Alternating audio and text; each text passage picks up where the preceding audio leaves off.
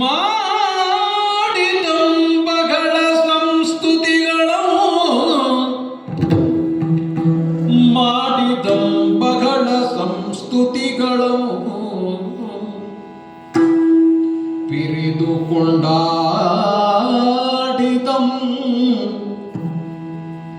ತನಗೆ ಲಕ್ಷ್ಮೀ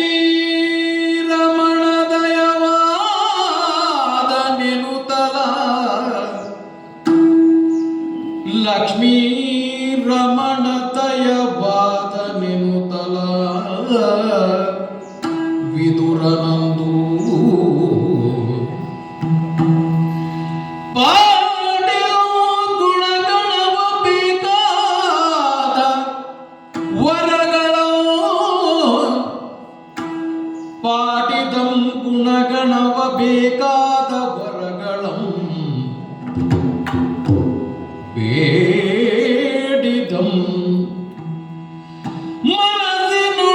ಮನಸ್ಸಿನೊಳಾನಂದ ಸಾಗರದೊಳಾಡಿದಂ ಕೈ ಮುಗಿದು ನಿಂದಿರಲ್ ಕವನ ತಕೈಸಿ ಕೈ ಮುಗಿದು ನಿಂದಿರಲ್ ಕವನ ತಕೈಸಿ ಮುರಗರ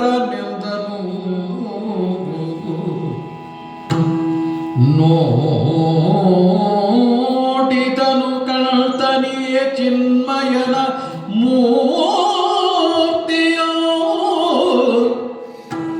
ಆ ಆ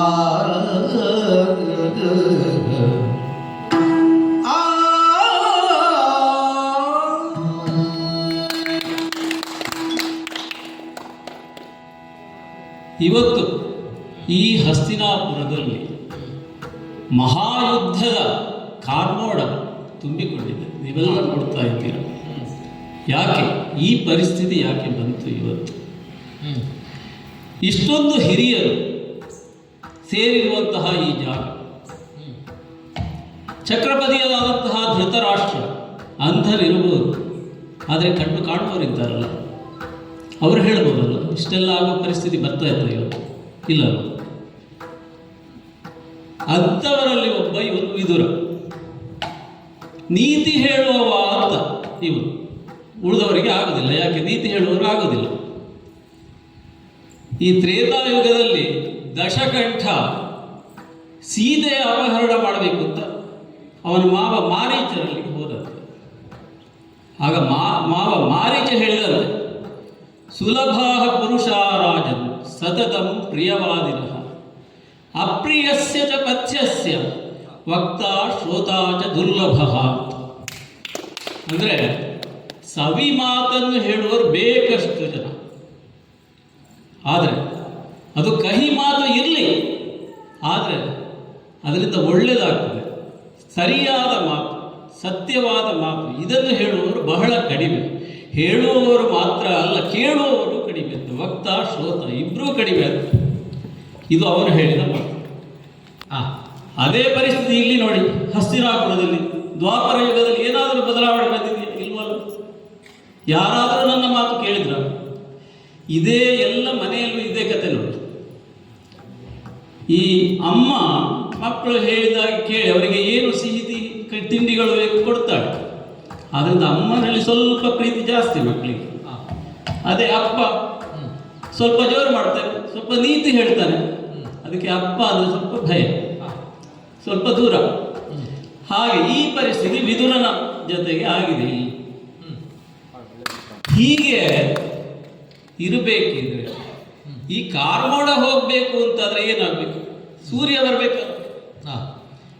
ಈಗ ಏನು ಸುದ್ದಿ ಬಂದಿದೆ, ಯಾರೋ ಸಂಜೆ ಬಂದು ಹೇಳಿದ್ದಾನಂತೆ, ಸಂಧಾನಕ್ಕೆ ಶ್ರೀಕೃಷ್ಣ ಬರ್ತಾ ಇದ್ದಾನೆ ಅಂತ ಎಂಬುದಾಗಿ.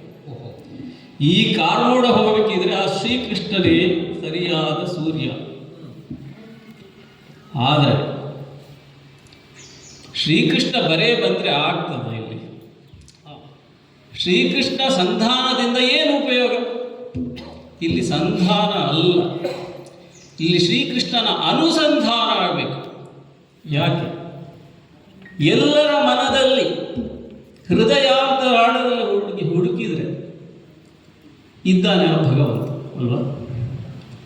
ಹೃತ್ಕಮಲದ ಮಧ್ಯದಲ್ಲಿದ್ದ, ಆದರೆ ಅವನು ಅಲ್ಲಿದ್ದಾನಂತ ಹೇಳುವ ಗುರುತಿಲ್ಲ ನಮಗೆ.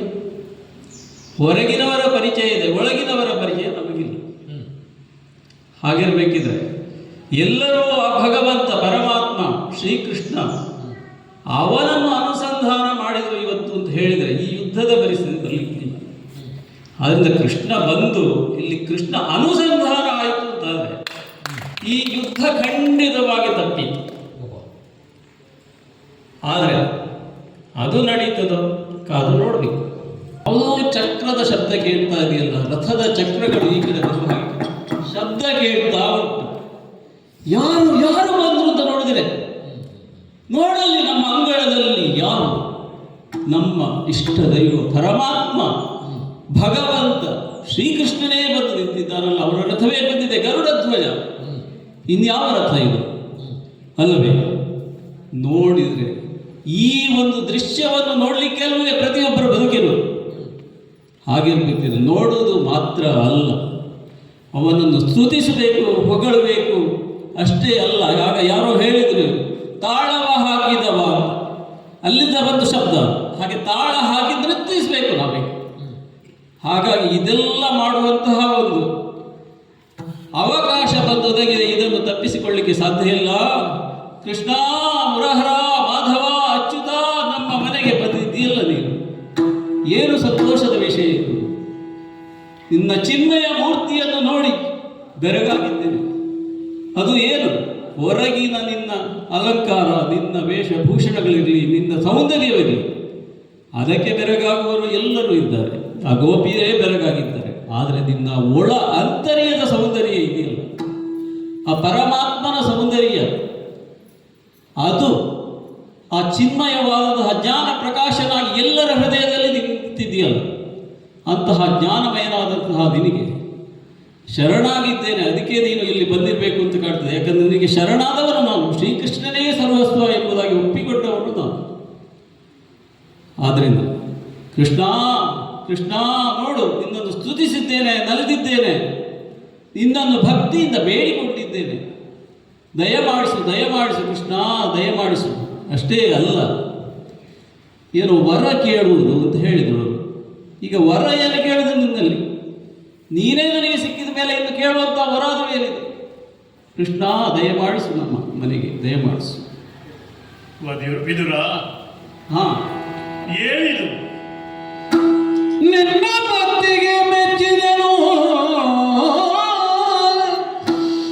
ನಿನ್ನ ಭಕ್ತಿಗೆ ಮೆಚ್ಚಿದೆನು, ಎನಗಿನ್ನು ತೀರದು ಎನ್ನ ಹೊಗಳಿಕೆಗೆ. ಅನ್ನಪಾನಗಳಿಲ್ಲದೆ ಬಳಲಿರ್ಬೇ, ಅನ್ನಪಾನಗಳಿಲ್ಲದೆ ಬಳಲಿರ್ಬೇ, ತಾನಿಲ್ದ ನಿನ್ನ ಭಕ್ತಿಗೆ ಮೆಚ್ಚಿದೆನು. ಆ ಆ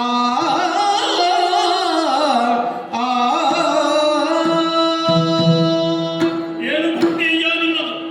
ಹಾ, ನನ್ನನ್ನು ಕೃಷ್ಣ. ಕಂಡ ಕೂಡಲೇ ಹ್ಮ್, ನೀನು ಜಿಗಿಯುವುದೇನು, ಕುಣಿಯುವುದೇನು, ತುತಿಸುವುದೇನು? ಹುಚ್ಚು ಹಿಡಿದು ಅಂದ್ಕೊಂಡಿದ್ದೀಯ? ಹುಚ್ಚೆ ಅಲ್ವೇ ಇದು? ಮನೆ ಮಠ ಯಾಕೆ ಅಂತ ಗಳವನ್ನು ಹೇಳಲಿಕ್ಕೂ ಪ್ರಾರಂಭಿಸಿದ್ದಿ. ಭಗವದ್ ಭಕ್ತಿ ಅಂತ ಹೇಳುವುದು ಹುಚ್ಚೆ ಅಂತ ಹೇಳ್ತಾರೆ ಕೆಲವರು. ಯಾವುದು ಆಸಕ್ತಿ ಅವರವರಿಗೆ, ಬೇರೆಯವರಿಗೆ ಹುಚ್ಚು. ಹಾ, ಅತಿಯಾದ ಆಸಕ್ತಿ ಎನ್ನುವಂಥದ್ದು ಯಾರಿಗೆ ಆಸಕ್ತಿ ಇಲ್ವೋ ಅವರಿಗೆ ಹುಚ್ಚು ಅಂತ ಕಾಣುದು ಅದು ಹೊರತು ಅದು ಹುಚ್ಚಲ್ಲ.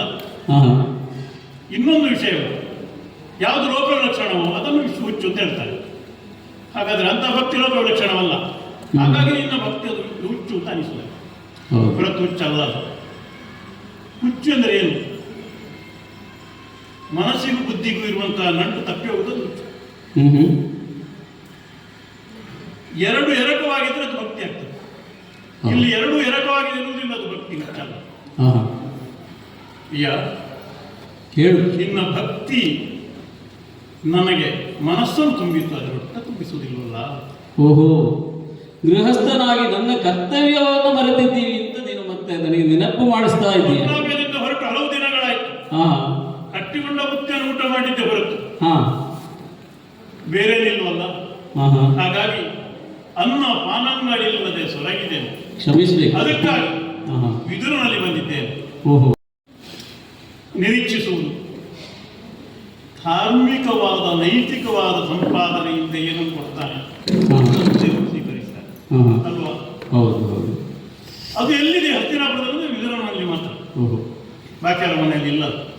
ಹಾಗಾಗಿ ನಾನು ನಿನ್ನಲ್ಲಿಗೆ ಬಂದಿದ್ದೇನೆ. ಹ್ಮ್. ಬಂದ ಕೂಡಲೇ ಒಳಗೆ ಕರೆದು ಒಂದಿಷ್ಟು ಬಾಯಾರಿಕೆಯನ್ನು, ಹಣ್ಣನ್ನು, ಹಾಲನ್ನು ಕೊಡ್ತಿದ್ರೆ ಎಷ್ಟು ಸಂತೋಷ ಆಗ್ತಿದೆ ಗೊತ್ತುಂಟ. ಅಲ್ಲ, ನಿನ್ನನ್ನು ನೋಡಿ, ಭಕ್ತಿಯನ್ನು ತೋರಿಸ್ತಾ ಕುಣಿತಾ ಇದ್ದಿ.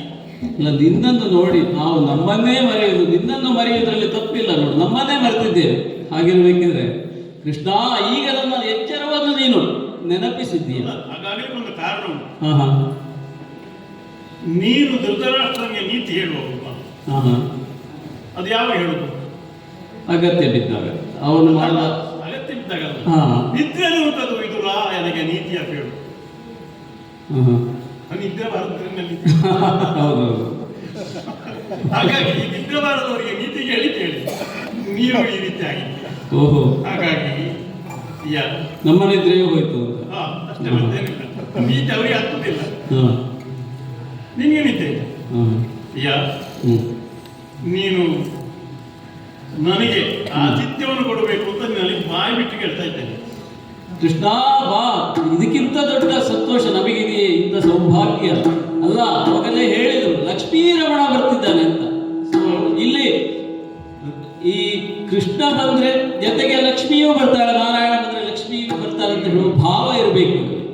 ಅದರಿಂದಾಗಿ ನೀನು ಬಂದಂತದ್ದು ನಮಗೆ ದೊಡ್ಡ ಸೌಭಾಗ್ಯ. ಹಾಗಿರ್ಬೇಕಿದ್ರೆ ಕೃಷ್ಣ ದಯಮಾಡಿಸ್ಬೇಕು, ದಯಮಾಡಿಸ್ಬೇಕು. ಅಂದ್ರೆ ನಿನ್ನ ಆತಿಥ್ಯಕ್ಕೆ ಮೊದಲು ನಾನು ದ್ರವ್ಯ ಕೊಡ್ಬೇಕು ಅಂತ ಮೊದಲು ಲಕ್ಷ್ಮಿ ಬರ್ತಾನೆ.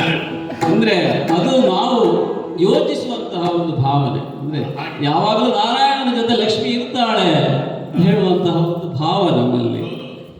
ಹಾಗಿರ್ಬೇಕಿದ್ರೆ ಅದಕ್ಕೆ ಲಕ್ಷ್ಮೀ ರಮಣ ಬರ್ತಾ ಇದ್ದಾನೆ ಅಂತ ಹೇಳಿದ್ರು, ಕೃಷ್ಣ ಬರ್ತಾ ಇದ್ದಾನೆ ಅಂತ ಹೇಳಿಲ್ಲ ಅವರು. ಇರ್ಲಿ, ಬರ್ಬೇಕು, ದಯಮಾಡಿಸ್ಬೇಕು, ದಯಮಾಡಿಸ್ಬೇಕು. ಧನ್ಯನಾದೆನು ದೇವಾ,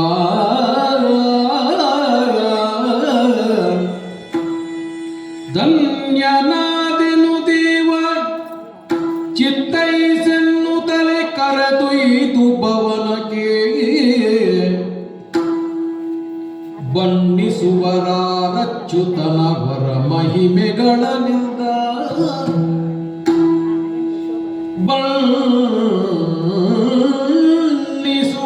ಬಣ್ಣಿಸುವರಾರಚ್ಯುತನ ವರ ಮಹಿಮೆಗಳನಿಂದ.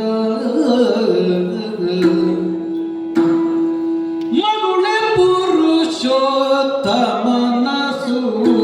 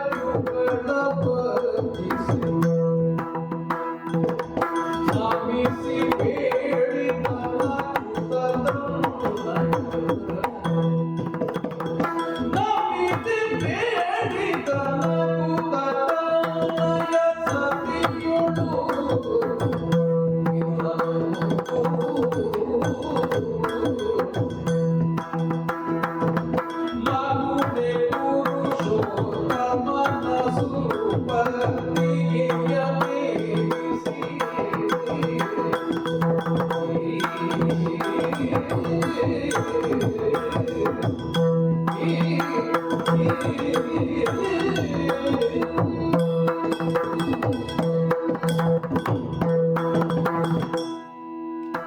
ಕೃಷ್ಣ ಬರಬೇಕು ಬರಬೇಕು.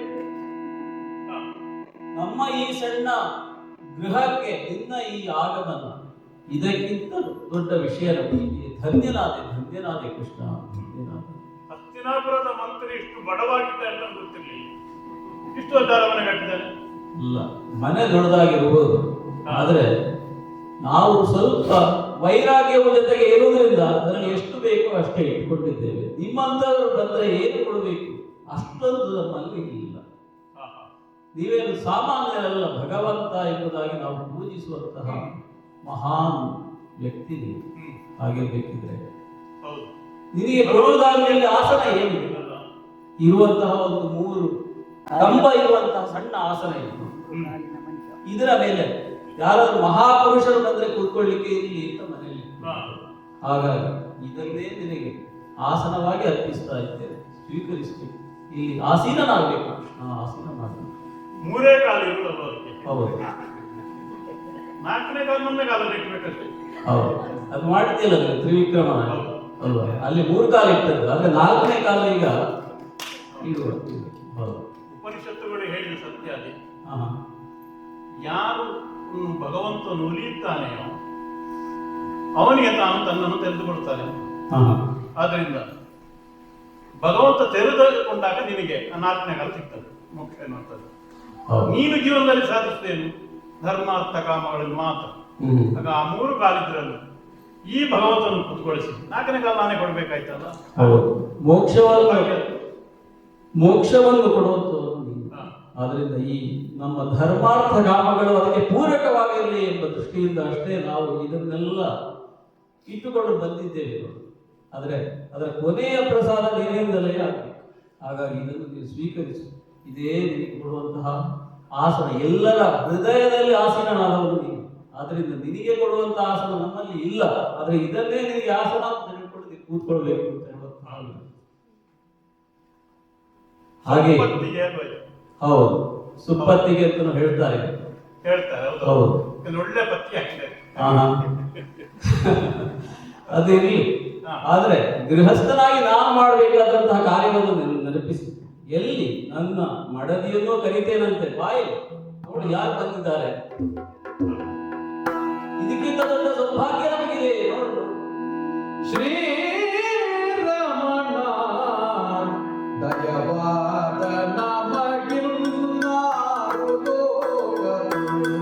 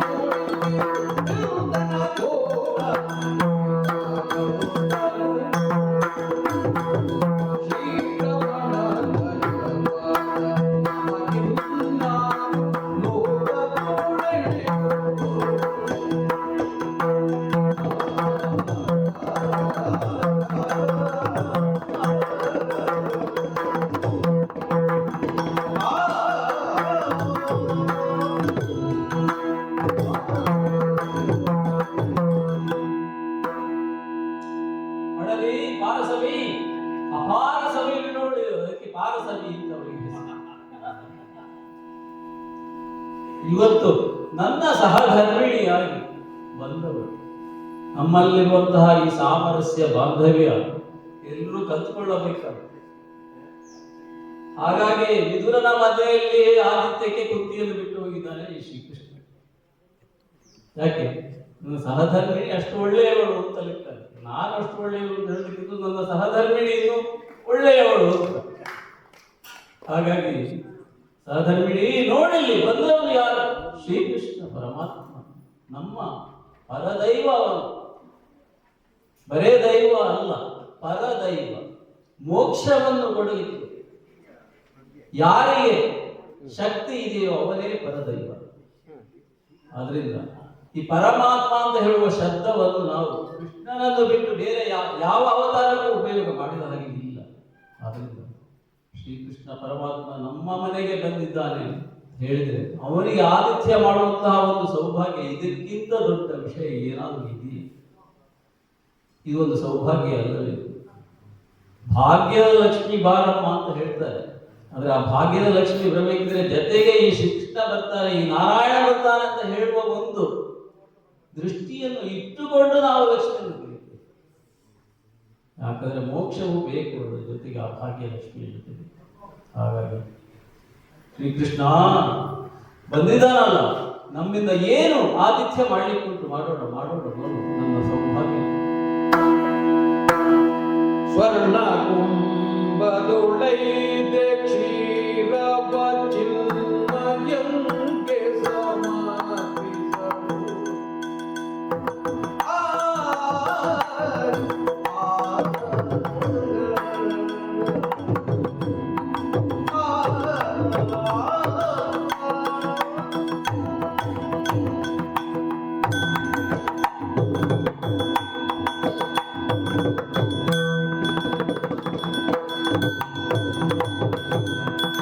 ಸ್ವರ್ಣ ಕುಂಭದುಳೈದೆ ಕ್ಷೀರವ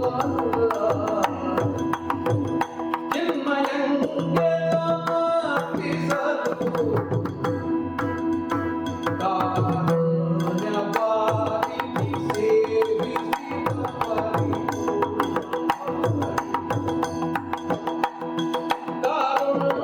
ಕಾರುಣ್ಯವಾರಿಧಿ ಸೇವಿಸಿದ ಪರಿಪೂರ್ಣ ಪ್ರಾಜ್ಞೆ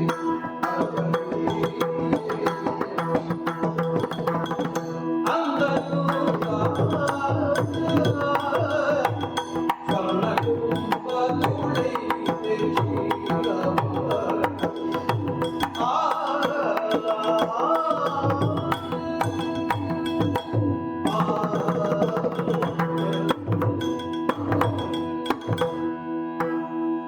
ಬಂದಂತಹ ಶ್ರೀಕೃಷ್ಣನಿಗೆ ಕೊಡಲಿಕ್ಕೆ ನಮ್ಮಲ್ಲಿ ಏನು ಮಾಡಿದ ಅಡಿಗೆ ಉಳಿದಿಲ್ಲ ಅಂತ ಹೇಳಿದ್ರು. ಯಾಕಂದ್ರೆ ತುಂಬಾ ತಡವಾಗಿ ಬಂದಿದ್ದಾನೆ. ಬಹುಶಃ ದೊಡ್ಡ ದೊಡ್ಡ ಮನೆಗಳಲ್ಲಿ ಇದು ನಮ್ಮಷ್ಟಕ್ಕೆ ನಾವು ಹೇಳುದು. ನೀನು ಅಡಿಗೆ ಮಾಡಿಲ್ಲ ಅಂತ ಇವತ್ತು. ಹಾಗಾಗಿ ಆದ್ರೆ ಭಗವಂತನಿಗೆ ಏನು ಕೊಟ್ಟರು ಸಾಕಂತೆ, ಒಂದು ತುಳಸಿ ದಳ ಕೊಟ್ಟರು ಸಾಕು ಅಂತ. ಹಾಗಿರ್ಬೇಕಿದ್ರೆ ನಮ್ಮ ಮನೆ ದೇವರ ಪೂಜೆಗೆ ಇಟ್ಟದ್ದು ಒಂದು ಕೊಡತೆ ಹಾಲು ಸ್ವರ್ಣ ಕುಂಭದಲ್ಲಿ ಇದೆ, ಮಡಲಿ ಪಾರಸಲ್ಲಿ ಅದನ್ನು ತಂದು ಇಟ್ಟಿದ್ದಾಳೆ, ಸಮರ್ಪಿಸಿದ್ದಾಳೆ. ಕೃಷ್ಣ ಸ್ವೀಕರಿಸಬೇಕು ಸ್ವೀಕರಿಸಬೇಕು, ಇದನ್ನೇ ನಿನ್ನ ಆಹಾರವಾಗಿ ಸ್ವೀಕರಿಸಬೇಕು. ಬಹಳ ದಡಲು ಬಂದಿದ್ದೀಯಾ, ನಿನ್ನ ಕಾಲನ್ನು ಒತ್ತುತ್ತೇನೆ ಅಂತ ಇನ್ನೇನು ಮಾಡಲಿಕ್ಕೆ ಹೇಳು, ಅದು ಇದು ನಾನು ಕೊಡುವಂತಹ ಉಪಚಾರ ನನಗೆ. ವಿದುರ ಹಾ ಹೇಳಿ ಕೇಳಿ ಹಸ್ತಿನಾಪುರದ ಮಂತ್ರಿಯಲ್ಲಿ ಹೌದು. ಸ್ನಾಪ್ತನಲ್ವೇ, ಹಾಗಾಗಿ ಚಿನ್ನದ ಲೋಟೆಯಲ್ಲೇ ನೀನು ಹಾಲನ್ನು ಕೊಟ್ಟಿದ್ದೆ. ಒಳ್ಳೆಯದು, ನೀನೇ ಹೇಳಿಕೊಳ್ಳು, ಬಡತನ ಇಲ್ಲ ಅಂತ ಗೊತ್ತಾಯ್ತು ನನಗೆ. ಓಹೋ ಹೌದು. ಈ ಚಿನ್ನ ಎಂಬುದಿದೆಯಲ್ಲ, ಇದು ಒಂದು ಹೊಳೆಯುವ ಪಾತ್ರ. ಹೌದು. ಇದನ್ನೇ ತಿಳಿದವರು ಹೇಳಿದರು, ಹಿರ್ಮಯೇನ ಪಾತ್ರೇಣ ಸತ್ಯಸ್ಯ ಪೀತಂ ತಮ್ಮ ಹೇ ಪುಷಂ ತಮ್ಮ ಪಾವು ಸತ್ಯಧರ್ಮಾಯ ದೃಷ್ಟಯೇ. ಇದರೊಳಗೆ ಹಾಲು ಅನ್ನೋದು ಜ್ಞಾನ ಆಗಿದೆ. ಅದನ್ನು ನೀನು ಈ ಇದರಲ್ಲಿ ಬಂಧಿಸಿದ್ಯಲ್ವಾ, ಅದು ಯಾಕೆ ನನಗೆ ಕೊಟ್ಟಿದ್ದು? ಜ್ಞಾನದ ಯಾವಾಗ ಅದು ನನಗೆ ಕೊಟ್ಟಿಯ ನೀನು, ಆಗ ಇದರ ಬಂಧನವನ್ನು ಕಳಚಿಕೊಂಡು ಅದು ಸ್ವತಂತ್ರ ಆಗಬೇಕು. ಅದಕ್ಕಾಗಿ ಅದನ್ನು ನಿನಗೆ ತೋರಿಸಲಿಕ್ಕಾಗಿ ಹಾ. ಈ ಹಾಲನ್ನು ನಾನು ಹೀರುವಾಗ ಕಟಾಯವಾಗಿಲ್ಲ ಒಂದು ಬಿಂದು ಹಾಲನ್ನು ಹೊರಬಿಟ್ಟಿದ್ದೇನೆ. ಹೌದಲ್ಲ, ಅದು ಆ ಏನಾಯ್ತು? ಸಿಂಧು ಆ ಒಂದು ಬಿಂದು ಸಿಂಧುವಾಗಿ ಪರಿಣಮಿಸುವುದಿಲ್ಲ. ಎಲ್ಲ ಕಡೆ ಈ ಹಸ್ತಿನಾಪುರದಲ್ಲಿ ಹಾಲಿನ ಒಳಗೆ ಹರಿಯುತ್ತಾ ಇದೆ. ಇದು ಒಂದು ಉಪಮೆ ಅಂತ ಹೇಳ್ಬೋದು, ಆದ್ರೆ ನೋಡುವವರು ನೋಡ್ತಾ ಇದ್ದಾರಲ್ಲ, ಇದು ನಿನ್ನ ಮಹಿಮೆಯೇ ಅಲ್ವೇ? ಶ್ರೀಕೃಷ್ಣ ಶ್ರೀಕೃಷ್ಣ ಶ್ರೀಕೃಷ್ಣ. ವಿದುರ, ಹಾ ನಿನ್ನ ಹೆಸರಿನ ಅರ್ಥವೇ ಜ್ಞಾನಿ ಎಂಬುದಾಗಿ. ಹಾ ಆದರೆ ಈ ಜ್ಞಾನವೆಲ್ಲವೂ ಕೂಡ ಹಾ. ಧೃತರಾಷ್ಟ್ರನ ಮೇಲೆ ವ್ಯಾಮೋಹದಿಂದ ಬಂಧಿತವಾಗಿದೆ. ಹೌದು. ಮೊದಲು ಅದು ಬಿಡುಗಡೆ ಆಗಬೇಕು. ಹ್ಮ್. ಎಲ್ಲಿ ಅಧರ್ಮವಿದೆ ಹಾ ಅಲ್ಲಿ ಜ್ಞಾನಿಯಾದವನಿಗೆ ಮೋಹ ಇರಬಾರದು. ಹ್ಮ್. ನಿನಗೆ ಧೃತರಾಷ್ಟ್ರ ಮಾಡುವುದು ಧರ್ಮ ಅಂತ ಗೊತ್ತಿದೆ. ಹೌದು. ನೀನು ಅವನಿಗೆ ತಿಳಿ ಹೇಳು, ಅವನನ್ನು ಖಂಡಿಸಿ ಬೈತಿ, ಆದ್ರೆ ಅವನು ಬಿಡ್ಲಿಕ್ಕೆ ನಿಂಗಾಗಲ್ಲ. ಅದು ಅದೇ ಪರಿಸ್ಥಿತಿ ನಮಗೆ ನಿಮ್ಮನ್ನು ಇಷ್ಟು ಮುಂದಕ್ಕೆ ಕರೆದುಕೊಂಡು ಬಂದಿರುವಂತದ್ದು, ಇವತ್ತಿನ ಯುದ್ಧಕ್ಕೆ ಕಾರಣವಾಗಿರುವುದು. ಆ ಬಂಧನವನ್ನು ಬಿಡಿಸಲಿಕ್ಕಾಗಿ ಹಾ ಇದು ಆ ಮೋಹವೆಂಬ ಬಂಗಾರದ ಲೋಟೆಯಲ್ಲಿದ್ದಂತ ಹಾ ಹಾಲನ್ನು ನಾನು ಸ್ವೀಕರಿಸಿ ಬಿಟ್ಟದ್ದು. ಹಾ ಯಾವಾಗ ಅದು ಭಗವಂತನ ಸ್ವೀಕಾರ್ಯವಾಯಿತು ಆಗ ಅದು ಅನಂತವಾಗ್ತದೆ. ಹೌದು. ಎಲ್ಲಿಯವರೆಗೆ ಅದು ಹಾಲಿನ ಲೋಟೆಯಲ್ಲಿ ಆ ಮೋಹದ ಪಾತ್ರೆಯಲ್ಲಿ ಬಂಧಿತವಾಗಿದೆ ಅದು ಶಾಂತವಾಗಿದೆ. ಶಾಂತವನ್ನು ಅನಂತ ಮಾಡಿ ತೋರಿಸಿದ್ದೇನೆ ನಿನಗೆ. ಹೌದು, ಕ್ಷೀರಸಾಗರ ಶಯನದಲ್ಲೇ ನೀವು, ಆದ್ರಿಂದ ನಿನಗೆ ಕೊಟ್ಟಂತಹ ಈ ಸ್ವಲ್ಪ ಹಾಲು ಆ ಸಾಗರವಾಗುವುದರಲ್ಲಿ ಏನು ವಿಶೇಷವಿಲ್ಲ. ಇದು ಜ್ಞಾನಮಯನೇ ಆಗಿರ್ಬೇಕಿದೆ, ಜ್ಞಾನ ಸಾಗರ. ಆದ್ರಿಂದ ನಮ್ಮ ಅಜ್ಞಾನವನ್ನು ಕಳೆದು ಈ ಜ್ಞಾನವನ್ನು ನಮ್ಮಲ್ಲಿ ಮತ್ತೆ ಪ್ರದೀಪಿಸಿದಂತಹ ಈ ನಿನ್ನ ಕಾರ್ಯಕ್ಕೆ ನಾನು ಶರಣಾಗಿದ್ದೇನೆ ಕೃಷ್ಣ, ಶರಣಾಗಿದ್ದೇನೆ. ಇಷ್ಟು ಮಾಡಿದೆಯಲ್ಲ ನಿನಗೆ, ನನಗೆ ನೀನೊಂದು ಕೆಲಸ ಮಾಡಬೇಕಿಲ್ಲ. ಏನಾಗಬೇಕು ಹೇಳು, ನಮ್ಮಿಂದ ಏನು ಕೈಂಕರ್ಯವನ್ನು ಮಾಡಿ ಹೇಳು. ನಾನಿಲ್ಲಿ ಬಂದ ಉದ್ದೇಶ ವಿದುರನನ್ನು ಅನುಗ್ರಹಿಸುವುದಲ್ಲ. ಓಹೋ, ಅದು ನನಗೆ ಸಿಕ್ಕಿದಂತಹ ಪ್ರಯೋಜನ ಹೇಳು. ಪ್ರಸಂಗವನ್ನು ನಡೆದದ್ದು ಆದರೂ ಅದು ನಮ್ಮ ಪುಣ್ಯ. ಅದು ನಿನ್ನ ಪುಣ್ಯ, ಅದು ಸೆಳೆದಲ್ಲಿಗೆ. ಆದ್ರೆ ನಮ್ಮ ಉದ್ದೇಶ ಅದಾಗಿರ್ಲಿಲ್ಲ. ಹೇಳು. ನಮ್ಮ ಉದ್ದೇಶ ಕೌರವ ಪಾಂಡವ ರಾಜಕೀಯದಲ್ಲಿ ಈಗ ಕೃಷ್ಣನ ಮಧ್ಯ ಪ್ರವೇಶ. ಹೌದು. ಹಾಗಾಗಿ ಅದಕ್ಕೆ ಉಪಕರಣ ಆಗಬೇಕು. ಓಹೋ, ಕೇಳಿದ್ದೇವೆ ಸಂಜಯನಿಂದ ಕೃಷ್ಣ ಬರ್ತಿದ್ದಾನೆ ಸಂಧಾನಕ್ಕೆ ಎಂಬುದಾಗಿ. ಸಂಧಾನಕ್ಕೆ ಅಂತ ಹೇಳಿದ್ದಲ್ಲ, ಸಂಧಿಯೋ ಸಂಗ್ರಾಮವೋ ನಿರ್ಣಯಿಸಲಿಕ್ಕೆ ಬರ್ತಾನೆ ಅಂತ ಹೇಳಿಕೊಂಡು. ನಿರ್ಣಯಿಸಬೇಕಾದ್ರೆ ಯಾರಲ್ಲಿ? ಧೃತರಾಷ್ಟ್ರ ಮಾತಾಡಿ ಪ್ರಯೋಜನ. ಯಾಕಂದ್ರೆ ಅವ ಏನು ಮಾತಾಡಿ ಹೇಳಿದ್ರು, ಆಚೆ ಹೋದ ಕೂಡಲೇ ಕೌರವನಲ್ಲಿ ಮಾತಾಡಿರೋದು ಬದಲಾಗ್ತದೆ. ಆದ್ರಿಂದ ಕೌರವನಲ್ಲೇ ಮಾತಾಡಬೇಕು. ಪುತ್ರ ವ್ಯಾಮೋಹ ಅವನಿಗೆ ಸ್ವಲ್ಪ ಜಾಸ್ತಿ, ಅದರಿಂದ ಪುತ್ರನದ್ದೇ ಈ ಕಾರಬಾರ ಜಾಸ್ತಿ ಆಗಿದೆ. ಹಾಗಾಗಿ ಕೌರವನಿಗೆ ಸಮಯ ಉಂಟು ಅಂತ ಕೇಳಿ ಬರ್ಬೇಕು. ಖಂಡಿತವಾಗಿ ಮಾಡ್ತೇವೆ. ಅವರಲ್ಲಿ ನಾನು ಮಾತಾಡಬೇಕಾದ್ರೆ ಧೃತರಾಷ್ಟ್ರನ ಅಧಿಕಾರದ ಅವನ ಕೈಯಲ್ಲಿ ಇರ್ತದೆ. ನೀನು ಹೇಳುವುದು ಸರಿ. ರಾಜರಲ್ಲಿ ನಾವು ಸೀದಾ ಹೋದ್ರೆ ಆಗುತ್ತದ ನಮ್ಮಂತವರೆಲ್ಲ. ನೀನು ಯಾವುದು ಸರಿ ಆದ್ರೂ ನೇರವಾಗಿ ನಾನು ರಾಜನಾಷ್ಟ್ರವನ್ನು ಪ್ರಯತ್ನಿಸುತ್ತಿಲ್ಲ. ಹಾಗಾಗಿ ನೀನು ಹೋಗಿ ಕೌರವನಿಗೆ ಇವತ್ತು ಸಮಯ ಉಂಟು, ನಾನು ಸ್ವಲ್ಪ ಧರ್ಮರಾಯನ ರಾಯಭಾರಿಯಾಗಿ ಮಾತಾಡಲಿಕ್ಕೆ ಹೋಗ್ತೇನೆ ಅಂತ ಹೇಳಿ. ಖಂಡಿತವಾಗಿ ಈ ಕೆಲಸವನ್ನು ಮಾಡುತ್ತೇನೆ.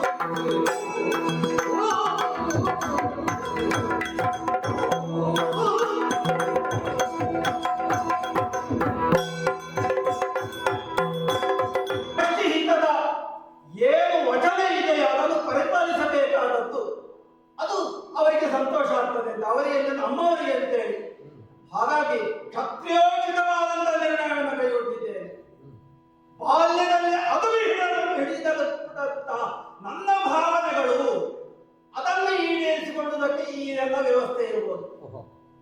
ದೂತ ಹೋಗಿ ಹೇಳಿದ್ದಾರಂತೆ, ಹೆಚ್ಚು ಮಾತಾಡಬೇಡ, ಕಳಿಸಿಕೊಡು ಅಂತ ಹೇಳಿದ್ದೇನೆ ನಾನು. ಯಾರಲ್ಲಿ ಬರುವುದಿದ್ದರೆ ಬರಲಿ ಇಲ್ಲಿಗೆ.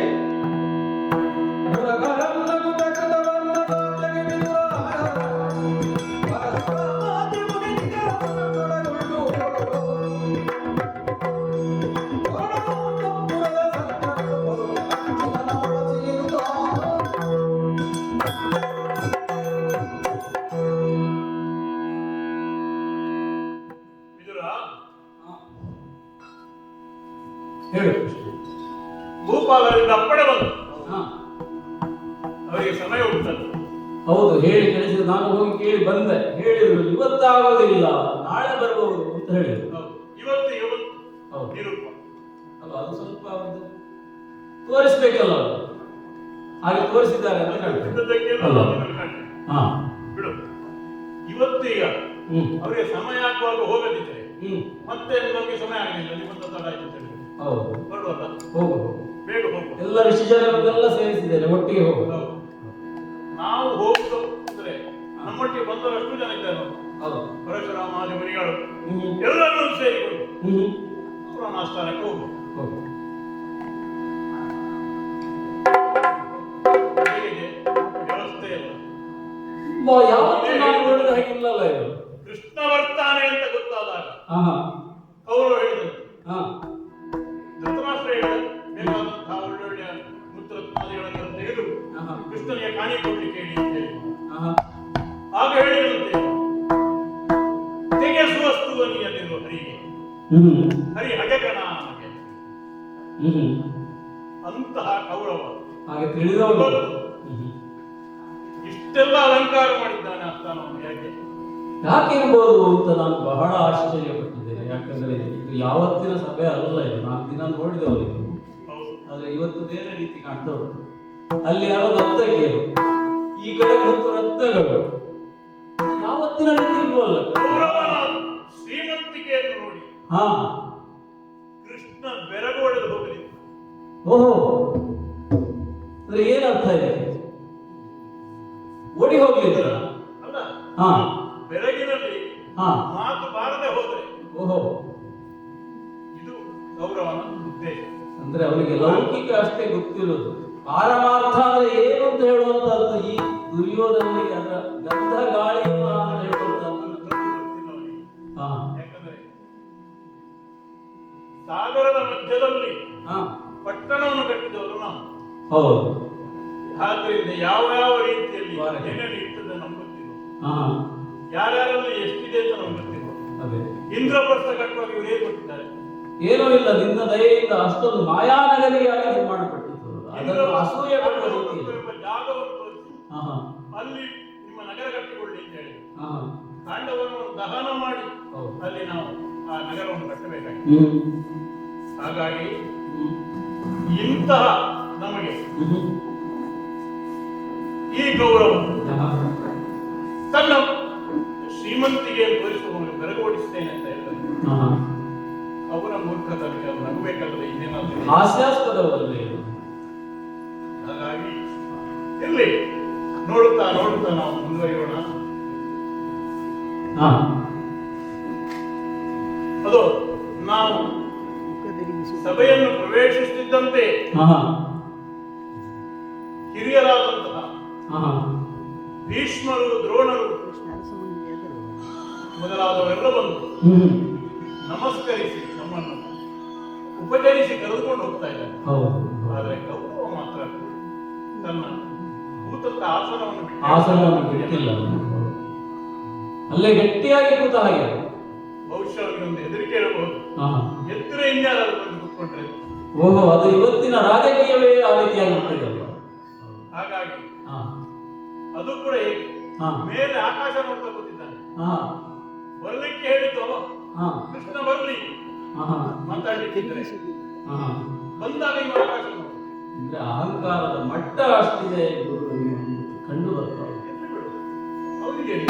ನಮ್ಮ ಬುದ್ಧಿ ಮಾತು ಇವರಿಗೆ ಮುಟ್ಲಿಲ್ಲ. ಆದ್ರೆ ಇವತ್ತು ಕೃಷ್ಣ ಅನುಸಂಧಾನ ಆದಿತ್ತು. ಕೃಷ್ಣ ಏನೋ ಒಂದು ಚಾಕಚಕ್ಯತೆಯಿಂದ ಒಂದು ಇಲ್ಲಿ ನಡೆಯುವಂತೆ ಮಾಡಿದರೆ ಎಲ್ಲರೂ ಅನುಸಂಧಾನ ಮಾಡಿ ಅವರು ಕೃಷ್ಣನನ್ನು, ಅದರಿಂದ ಎಲ್ಲರ ಜನರ ಮನ ಪರಿವರ್ತನೆ ಆದೀತು.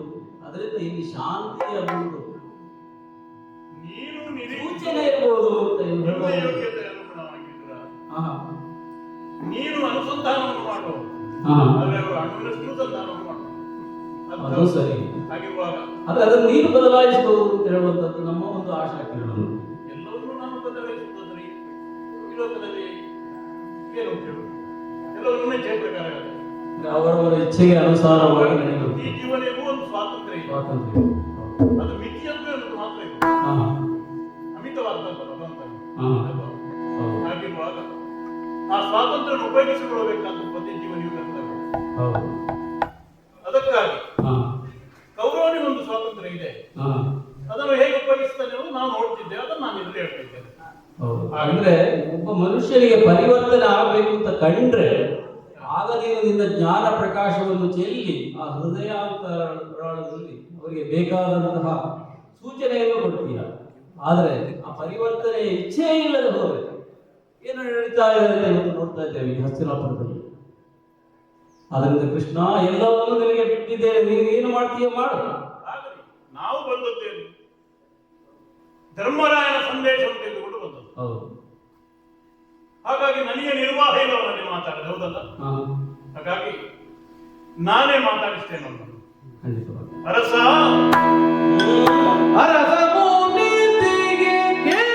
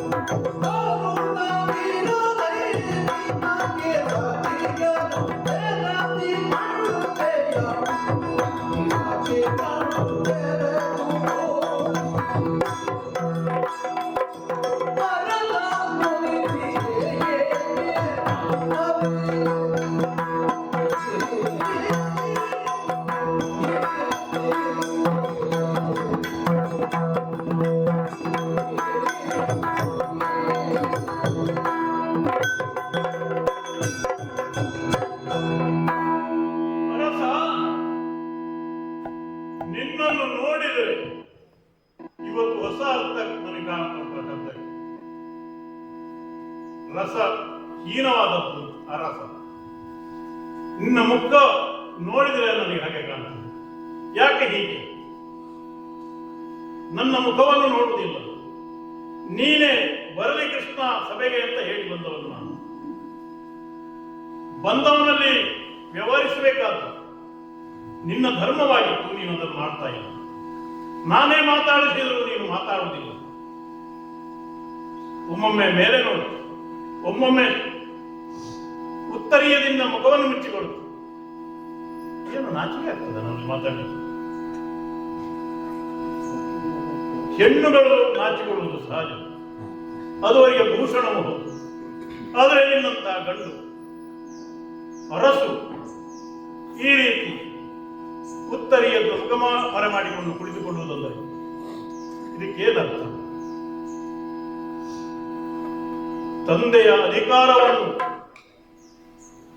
ತನ್ನ ಕೈಯಲ್ಲಿ ಇರಿಸಿಕೊಂಡು ತಾನೇ ಚಕ್ರವರ್ತಿ ಎಂಬ ರೀತಿಯಲ್ಲಿ ಮೆರೆಯುತ್ತಿರುವವ ನೀನು. ಹೇಗಿರಬೇಕು ನಿನ್ನ ಆ ದಿಟ್ಟತನ? ನೀನು ಯಾರಲ್ಲಿ ಯುದ್ಧವನ್ನು ಘೋಷಣೆ ಮಾಡಿದ್ದಿ ಅವರ ಕಡೆಯಿಂದ ಸಂಧಾನಕ್ಕಾಗಿ ನಾನು ಬಂದಿದ್ದೇನೆ ಎಂದು ತಿಳಿದ ಮೇಲೆ ಈ ರೀತಿ ಇದೇನು ಉಪೇಕ್ಷೆಯೋ, ಅಥವಾ ನಿನಗೇನಾದರೂ ನನ್ನ ಬರೋಣವೇ ಅವಮಾನವೆನಿಸಿದೆಯೋ, ಅಥವಾ ಇನ್ನೇನೋ ನಮ್ಗೆ ಅರ್ಥವಾಗುತ್ತಿದೆ. ಏನಯ್ಯ ಏನು? ಮನೆಗೆ ಬಂದಳು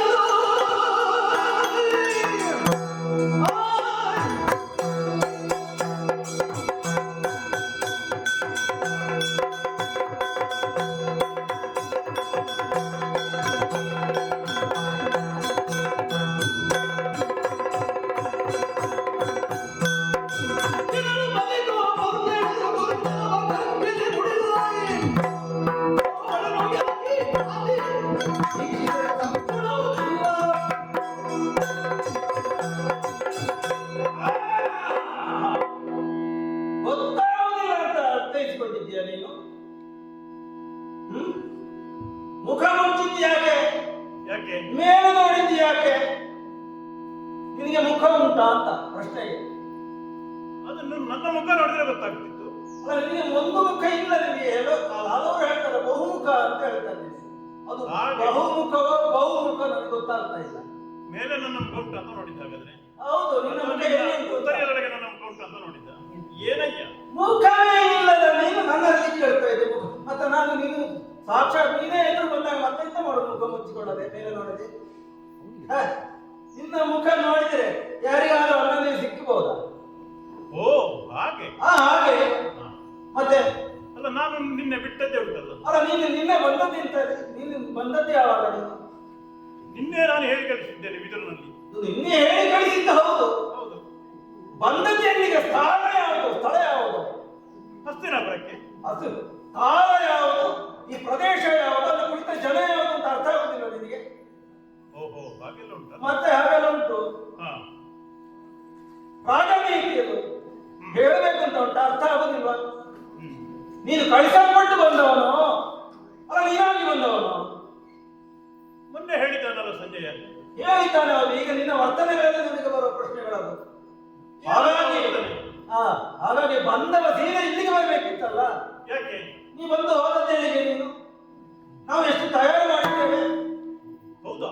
ತಯಾರು ಮಾಡಿದನ್ನು ಇವತ್ತು ನಿನಗೆ ಉಳಿಸಬೇಕಷ್ಟೇ ನಾನು ಉಂಡ್ರೆ. ಅಲ್ಲ, ನೀನು ಎಷ್ಟು ಉಳ್ತಿ ನೀನು? ಹ್ಮ್. ಅಲ್ಲ, ನಾನು ಬಡಿಸುವುದ ನಿನಗೆ ಉಣ್ಣುವಷ್ಟು? ಬಂದವ ಸೀರೆ ಇಲ್ಲಿಗೆ ಬರುವುದಲ್ವ? ಹಾ. ನಿನ್ನ ಬುದ್ಧಿಯೇ ಯಾವುದು? ಅಗ್ಗೋಳ ಬುದ್ಧಿ ಉಂಟಲ್ಲ. ಹಾ, ಹೇಳಿ ಕೇಳಿ ಗೋಳನೆಲ್ಲ ನಾನು. ಓ ಅಂತ ಹೊಡೆಯುವುದು.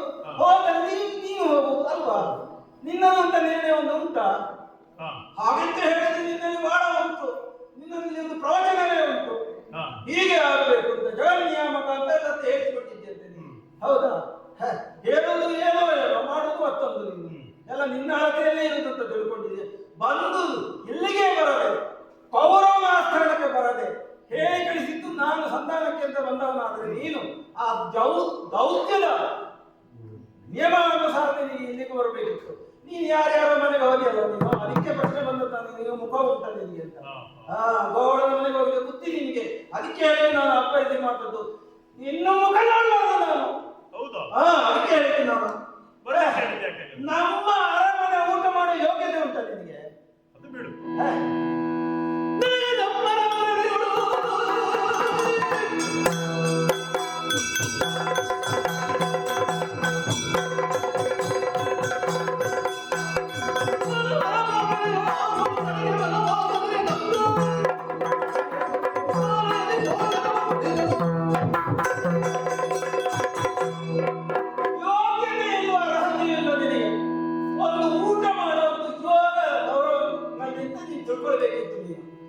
ಆಯೋಗವನ್ನು ತಪ್ಪಿಸಿಕೊಂಡಿದ್ದೀನಿ. ಅರಮನೆ ಊಟ ಮಾಡೋ ಯೋಗ್ಯತೆ ಹೋಗದೆ ಮತ್ತೆ ಈ ಇರ್ಲಿಲ್ವ? ಅವರ ಮನೆಗೆ ಹೋಗೋದಿತ್ತಲ್ಲ ನೀನು.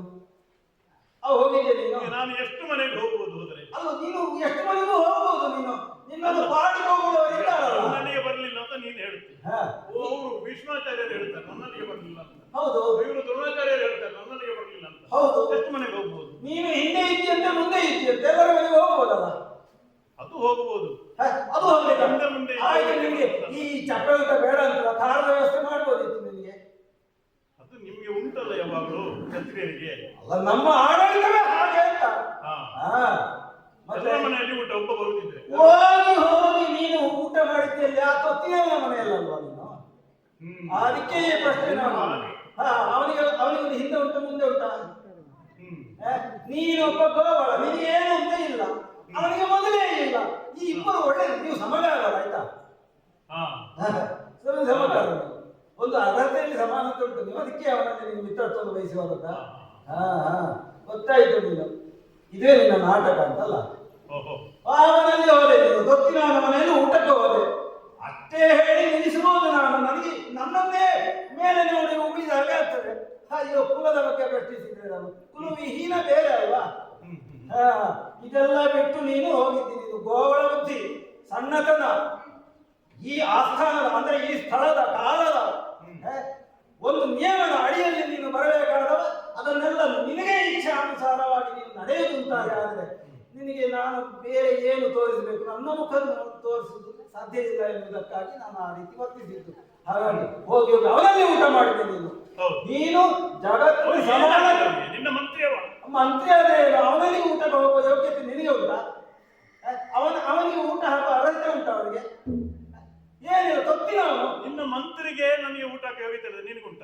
ನನಗೆ ಅದೇ ನೀನು ಮಾಡಿದ್ದೆಲ್ಲವೂ ಹೀಗೆ ಅಂತೇಳಿ. ನಿನ್ನ ಬರೋಣದ ಸೂಚ್ಯದ ಅರ್ಥವೇ ಇದು. ಏನು ಏನು ಎರಡಲಗಿನ ಕತ್ತಿ ಹಾಗೆ ನೀನು ಇಲ್ಲಿ ಮಾತಾಡೋದು ಬರುದಲ್ವಾ? ಓ, ಹೀಗೆ ಆದ್ರೆ ಹೀಗೆ, ಹೀಗೆ ಅಂದ್ರೆ ಹಾಗೆ. ಕೆಲವರೆಲ್ಲ ಹೇಳ್ತಾರೆ ದಪ್ಪ ಆದ್ರೆ ರೊಟ್ಟಿ ಅಂತೇಳಿ, ತೆಳ್ಳಗಾದ್ರೆ ಏನು ಮಾಡೋದು? ಹಾಗೆ ಮಾಡೋದಲ್ಲ ನೀನು. ಹೀಗೆ ರುಬ್ಬಲಿಕ್ಕೆ ಬಂದಿದ್ದೆ ನೀನು. ಕುಲವಿಹೀನ ನನಗೆ ಬಂದಿದ್ದೆ, ಅವನನ್ನು ಕರ್ಕೊಂಡು ಬಂದಿದ್ದೆ ನೀನು.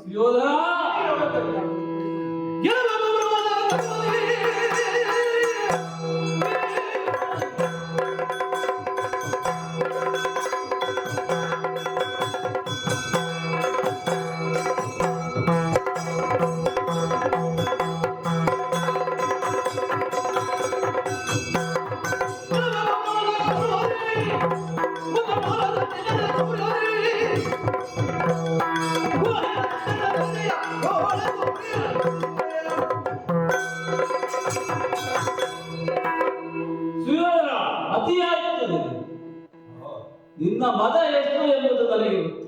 ಆದರೆ ಇವತ್ತು ನಮ್ಮ ಪರಮಾತ್ಮನಾದಂತಹ ಶ್ರೀಕೃಷ್ಣನಲ್ಲಿ ಈ ರೀತಿಯಾಗಿ ವರ್ತಿಸ್ತಾ ಇದೆಯಲ್ಲ. ಮಾತಾಡಿದವನಲ್ಲಿ ಉರಿದದ್ದು ನಿನಗೆ. ಅವನು ರಾಯಭಾರ ಇರಬಹುದು, ಪಾಂಡವರ ಕಡೆಯಿಂದ ಬಂದವನು. ಆದರೆ ನಮಗೆಲ್ಲ ಭಗವಂತ ನೀನದನ್ನು ತಿಳ್ಕೊಂಡಿಲ್ಲ, ಅದು ಬೇರೆ ವಿಷಯ. ಆದರೆ ಈ ರೀತಿಯಾಗಿ ಮಾತಾಡ್ತಾ ಇದೆಯಲ್ಲ, ನನ್ನ ಮೇಲೆ ಕುಲವಿಹೀನನೆಂದೆ ಅದೇ ರೀತಿ.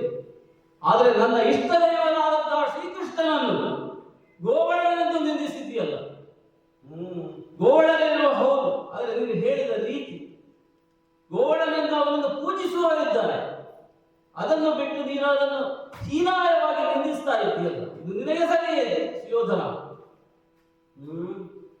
ನೀನೇನು ಮಾಡ್ತೀಯ ಹಾಗಿದ್ರೆ? ಏನು ಮಾಡ್ತೇನೆ ನೋಡು.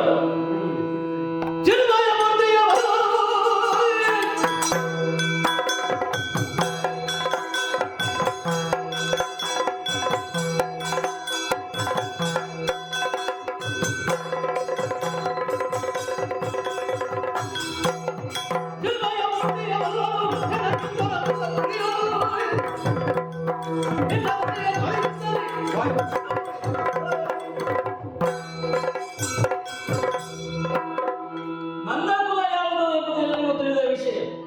ಆದರೆ ನಿನ್ನ ಕುಲ ಏನು, ನಿನ್ನ ಗುಣ ಏನು, ಹೇಗೆ ಹುಟ್ಟಿದ್ದೀನಿ?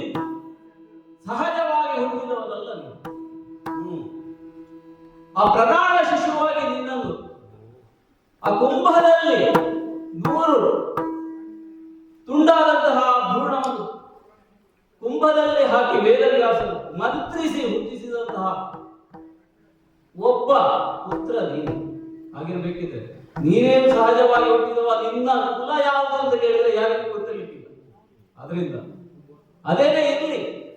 ಆದ್ರೆ ಈ ಶ್ರೀಕೃಷ್ಣನನ್ನು ಈ ರೀತಿಯಾಗಿ ನಿಲ್ಲಿಸಿದ್ದೀಯಲ್ಲ, ಆದ್ರೆ ನಾನು ಏನು ಎಂಬುದನ್ನು ಆ ಪರಮಾತ್ಮ ಶ್ರೀಕೃಷ್ಣ ಬಲ್ಲ, ಅಂತರ್ಯದಲ್ಲಿ ತಿಳಿದಿದ್ದಾನೆ ಅವನು. ಹಾಗಿರ್ಬೇಕಿದ್ರೆ ನೀನೇನು ತಿಳ್ಕೊಂಡಿದ್ದಿ ಅಂತ ಹೇಳುವಂತಹದ್ದು ನನಗೆ ಏನು ಅದು ತಟ್ಟುವುದಿಲ್ಲ. ಮಾನ ಅಪಮಾನ ಎರಡು ಒಂದೇ, ಇದೆಲ್ಲ ನೋಡಿದವನು ಕೇಳಿದವನು. ಆದರೆ ಶ್ರೀಕೃಷ್ಣನನ್ನು ನಿಂದಿಸಿದಂತಹ ನಿನ್ನನ್ನು ಬದುಕಿಸಬೇಕು. ಯಾಕೆ?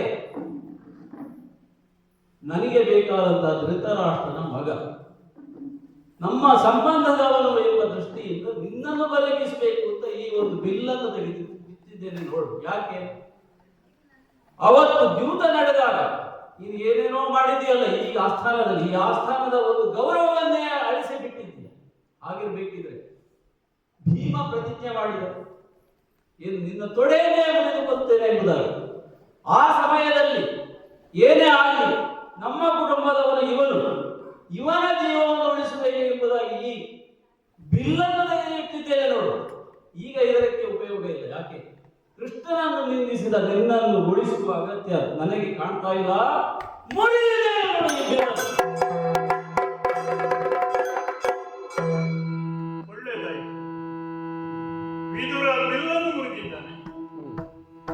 ಬರೇ ಬಿಲ್ಲು ಮುರಿದದ್ದಲ್ಲ, ಒಂದು ತುದಿ ಪಾಂಡವರಲ್ಲಿ, ಇನ್ನೊಂದು ತುದಿ ಕೌರವರಲ್ಲಿ ತಾನೇ ಬಿಲ್ಲಾಗಿ. ಇವತ್ತು ಕೌರವನಿಂದ ಆ ಬಿಲ್ಲು ಮುರಿಯಿತು. ಹಾಗಾಗಿ ವಿದುರ ಇನ್ನು ಮುಂದೆ ಎರಡು ಗಡಿ ಮುರಿದಿದೆ. ಯುದ್ಧದಲ್ಲಿ ಇನ್ನು ಭಾಗವಹಿಸುವುದಿಲ್ಲ ಎಂಬುದಾಗಿ ಬಿಟ್ಟರೆ ಇಲ್ಲಿ ಘೋಷಣೆಯನ್ನು ಮಾಡ್ತಾ ಇದ್ದೇನೆ.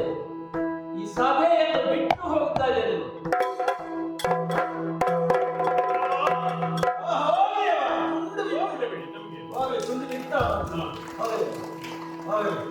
ಸರಿ, ನಿನಗೂ ಏನು ಅವನಿಂದ ಉಪಯೋಗ ಇರಲಿಲ್ಲ ಮೊದಲು. ಅಲ್ಲ, ಅವ ಉಪಯೋಗ ಇಲ್ಲ ಅಂತ ಮೊದಲೇ ಗೊತ್ತಾಗಿದೆ. ಬೇಕೋ ಬೇಡ ಅಂತ ತೀರ್ಮಾನಿಸಬೇಕಾದ್ದು ನಿನ್ನಪ್ಪ. ಬಿಟ್ಟು ಬಿಡೋದು. ಈಗ ನಾನು ನಿನ್ನಲ್ಲಿ ಊಟಕ್ಕೆ ಬರಲಿಲ್ಲ ಎಂದು ಊಟದ ರಾಜಕೀಯ ಊಟದಲ್ಲೇ ಇರುವುದು ವಿಷಯ. ಅದಕ್ಕಿಂತ ಮೇಲೆ ಹೇಳಿಲ್ಲ ನೀನು. ಅಲ್ಲ, ಮತ್ತೆ ಶುರುವಾಗೋದು ಅಂತ ಮಂತ್ರ ನಿನ್ನಲ್ಲಿ ಯಾಕೆ ಬರಬೇಕು ಅಂತ ನಮ್ಮ ಹೇಳು ಹೇಳು. ಧನುಜರಿಪು ನಗುತ್ತ ರಾಜರ ಮನೆಗಳಲ್ಲಿ ಧನುಜರಿಪು ನಗುತ್ತ ರಾಜರ ಮನೆಗಳಲ್ಲಿ ಗೋಪಾಲರಾರು ಗಣಗೆ ಯೋಗ್ಯತರಮ್ಮ ಗೋಪಾಲರಾರು ಗಣಗೆ ಯೋಗ್ಯತರಲ್ಲ ಮಗುಳ